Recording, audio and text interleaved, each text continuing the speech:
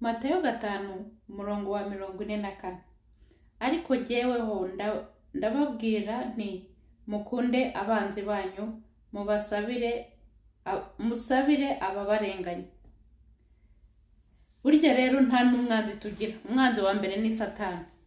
Iyo umaze kumenya ko umwanzi wawe ari Satani, agakoresha abantu bari inshuti zawe bakaguhemukira, niho ubona imbaraga zo gusenga kugira ngo Imana ibakure muri nabyita ngo iki, aho umwanzi yabazirikiye, abereka ko uri mubi, abereka ko ntacyo ushoboye, akazana amagambo hagati yanyu mu basengere. Niki kijambo ritubwira? Umuntu nakugirira nabi ntumwiture nabi, ahubwo musengere, kuko nawe siwe, ni Satani urimo arabimukoresha. Imana itugirire neza, itubashishe. Ndabakunda mwe.